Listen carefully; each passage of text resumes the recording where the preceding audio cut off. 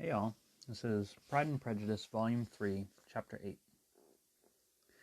Mr. Bennet had very often wished, before this period of his life, that instead of spending his whole income, he had laid by an annual sum for the better provision of his children, and of his wife, if she survived him. He now wished it more than ever. Had he done his duty in that respect, Lydia need not have been indebted to her uncle for whatever of honour or credit could now be purchased for her. The satisfaction of prevailing on one of the most worthless young men in Great Britain to be her husband might then have rested in its proper place.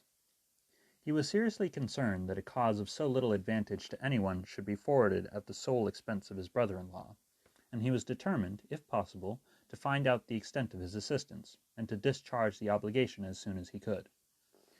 When first Mr. Bennet had married, economy was held to be perfectly useless, for, of course, they were to have a son. This son was to join in cutting off the entail, as soon as he should be of age, and the widow and younger children would by that means be provided for. 5 daughters successively entered the world, but yet the son was to come, and Mrs. Bennet, for many years after Lydia's birth, had been certain that he would. This event had at last been despaired of, but it was then too late to be saving. Mrs. Bennet had no turn for economy, and her husband's love of independence had alone prevented their exceeding their income. £5,000 was settled by marriage articles on Mrs. Bennet and the children, but in what proportions it should be divided amongst the latter depended on the will of the parents. This was one point, with regard to Lydia at least, which was now to be settled, and Mr. Bennet could have no hesitation in acceding to the proposal before him. In terms of grateful acknowledgment for the kindness of his brother, though expressed most concisely, he then delivered on paper his perfect approbation of all that was done, and his willingness to fulfill the engagements that had been made for him. He had never before supposed that, could Wickham be prevailed on to marry his daughter, it would be done with so little inconvenience to himself as by present arrangement. He would scarcely be £10 a year the loser, for the 100 that was to be paid them, for what with her board and pocket allowance, and the continual presents in money which passed to her through her mother's hands, Lydia's expenses had been very little within that sum. That it would be done with such trifling exertion on his side, too, was another very welcome surprise, for his chief wish at present was to have as little trouble in the business as possible. When the first transports of rage which had produced his activity in seeking her were over, he naturally returned to all his former indolence. His letter was soon dispatched, for though dilatory in undertaking business, he was quick in its execution. He begged to know further particulars of what he was indebted to his brother, but he was too angry with Lydia to send any message to her. The good news quickly spread through the house, and with proportionate speed through the neighbourhood. It was borne in the latter with decent philosophy. To be sure, it would have been more for the advantage of conversation had Miss Lydia Bennet come upon the town, or, as the happiest alternative, been secluded from the world, in some distant farmhouse.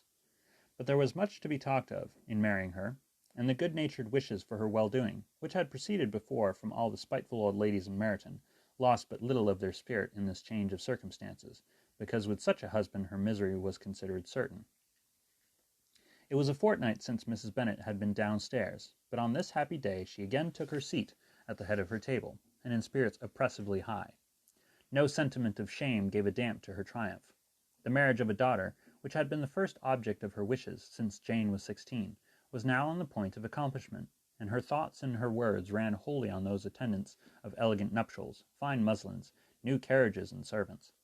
She was busily searching through the neighbourhood for a proper situation for her daughter, and without knowing or considering what their income might be, rejected many as deficient in size and importance. "Hay Park might do," said she, "if the Gouldings could quit it, or the great house at Stoke, if the drawing-room were larger, but Ashworth is too far off.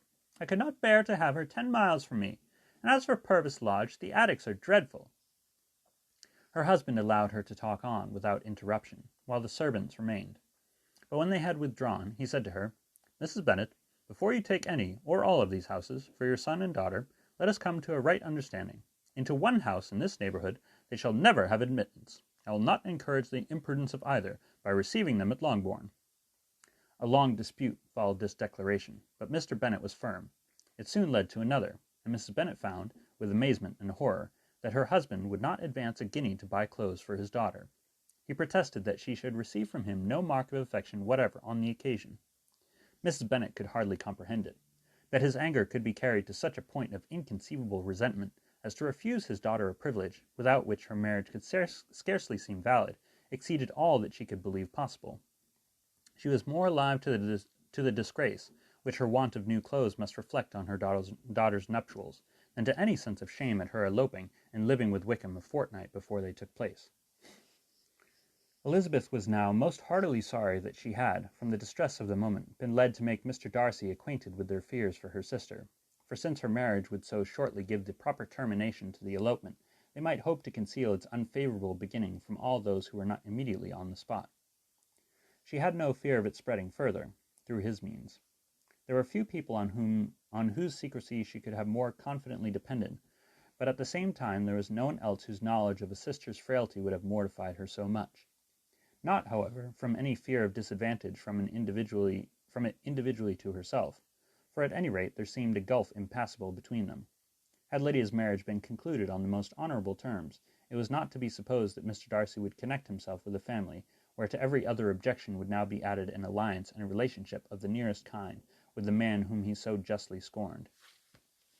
From such a connection she could not wonder that he should shrink.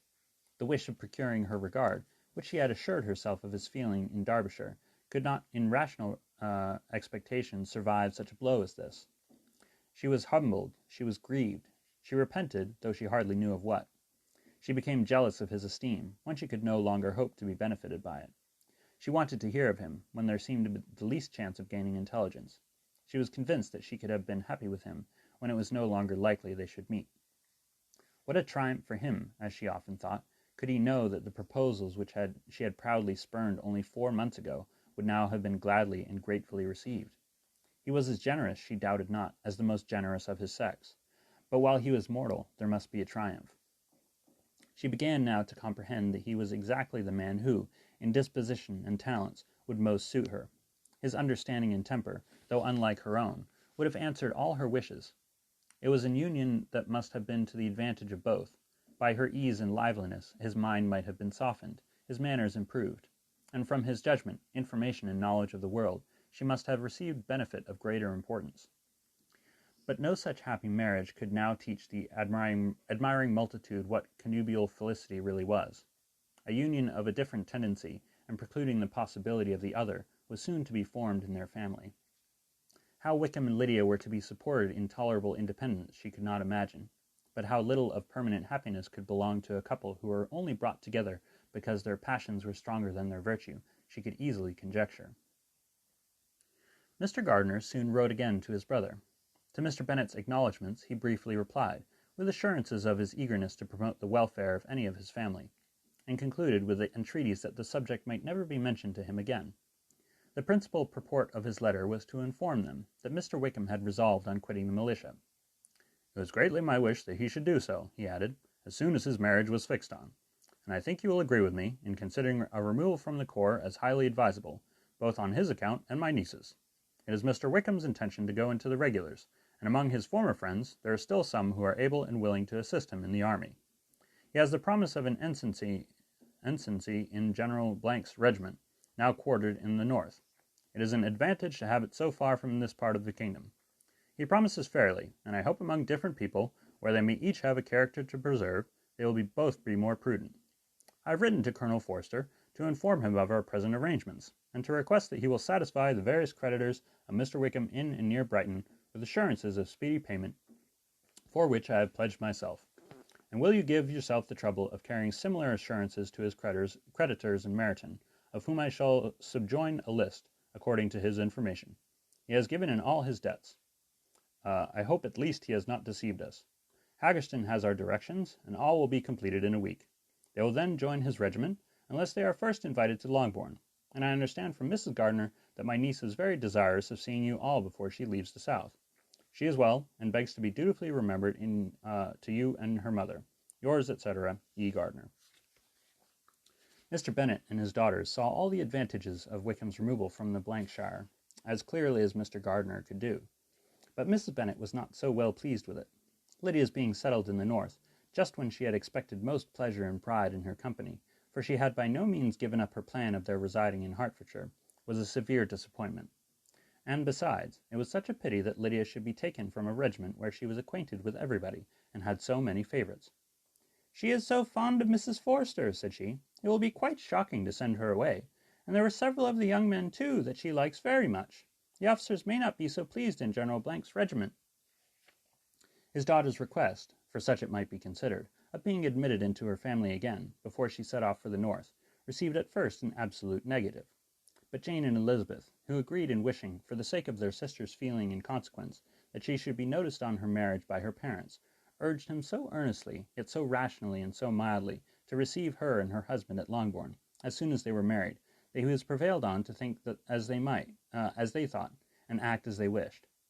And their mother had the satisfaction of knowing that she should be able to show her married daughter in the neighbourhood before she was banished to the north. When Mr. Bennet wrote again to his brother, therefore, he sent his permission for them to come, and it was settled that, as soon as the ceremony was over, they should proceed to Longbourn. Elizabeth was surprised, however, that Wickham should consent to such a scheme, and, had she consulted only her own inclination, any meeting with him would have been the last object of her wishes. Chapter 9. Their sister's wedding day arrived, and Jane and Elizabeth felt for her probably more than she felt for herself. The carriage was sent to meet them at Blank, and they were to return in it by dinner time. Their arrival was dreaded by the elder Miss Bennets, and Jane more especially, who gave Lydia the feeling which would have attended herself, had she been the culprit, and was wretched in the thought of what her sister must endure. They came. The family were assembled in the breakfast room to receive them. Smiles decked the face of Mrs. Bennet as the carriage drove up to the door.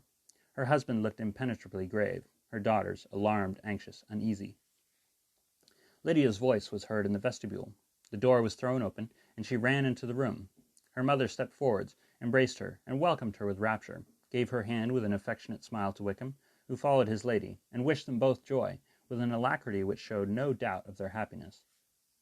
Their reception from Mr. Bennet, to whom they then turned, was not quite so cordial. His countenance rather gained in austerity, and he scarcely opened his lips. The easy assurance of the young couple, indeed, was enough to provoke him. Elizabeth was disgusted, and even Miss Bennet was shocked. Lydia was Lydia still, untamed, unabashed, wild, noisy, and fearless. She turned from sister to sister, demanding their congratulations, and when at length they all sat down, looked eagerly around the room, took notice of some little alteration in it, and observed, with a laugh, that it was a great while since she had been there. Wickham was not at all more distressed than herself, but his manners were always so pleasing, that had his character and his marriage been exactly what they thought, his smiles and his easy address, while he claimed their relationship, would have delighted them all. Elizabeth had not before believed him quite equal to such assurance, but she sat down, resolving within herself to draw no limits in future to the impudence of an impudent man. She blushed, and Jane blushed, but the cheeks of the two who caused their confusion suffered no variation of colour. There was no want of discourse. The bride and her mother could neither of them talk fast enough, and Wickham, who happened to sit near Elizabeth, began inquiring after his acquaintance in that neighbourhood, with a good-humoured ease which he felt very unable to equal in her replies. They seemed each of them to have the happiest memories in the world. Nothing of the past was recollected with pain, and Lydia led voluntarily to subjects which her sisters would not have alluded to for the world. "Only think of its being 3 months," she cried, "since I went away. It seems but a fortnight, I declare, and yet there have been things enough to happen in that time. Good gracious! When I went away, I am sure I had no more idea of being married till I came back again, though I thought it would be very good fun if I was." Her father lifted up his eyes. Jane was distressed. Elizabeth looked expressively at Lydia, but she, who never heard nor saw anything of which she chose to be insensible, gaily continued, "Oh, mamma, do the people hereabouts know I am married to-day?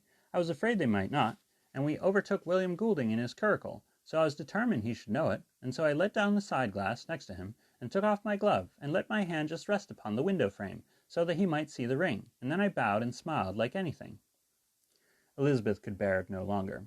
She got up and ran out of the room, and returned no more, till she heard them passing through the hall to the dining-parlour.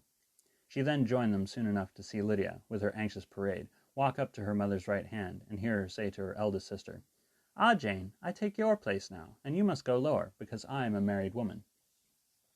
It was not to be supposed that time would give Lydia that embarrassment from which she had been so wholly free at first. Her ease and good spirits increased. She longed to see Mrs. Phillips, the Lucases, and all their other neighbours, and to hear herself called Mrs. Wickham by each of them. And in the meantime she went after dinner to show her ring and boast of being married to Mrs. Hill and the two housemaids. "Well, mamma," said she, when they were all returned to the breakfast-room, "and what do you think of my husband? Is he not a charming man? I am sure my sisters must all envy me. I only hope they may have half my good luck. They must all go to Brighton. That is the place to get husbands. What a pity it is, mamma, that we did not all go." "Very true, and if I had my will we should. But my dear Lydia, I don't at all like your going such a way off. Must it be so?" "Oh Lord, yes. There is nothing in that. I shall like it of all things. You and papa and my sisters must come down and see us. We shall be at Newcastle all the winter, and I dare say there will be some balls, and I will take care to get good partners for them all." "I should like it beyond anything," said her mother. "And then when you go away, you may leave one or two of my sisters behind you, and I dare say I shall get husbands for them before the winter is over." "I thank you for my share of the favour," said Elizabeth, "but I do not particularly like your way of getting husbands." Their visitors were not to remain above 10 days with them. Mr. Wickham had received his commission before he left London, and he was to join his regiment at the end of a fortnight.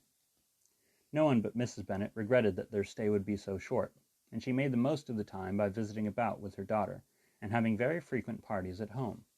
These parties were acceptable to all.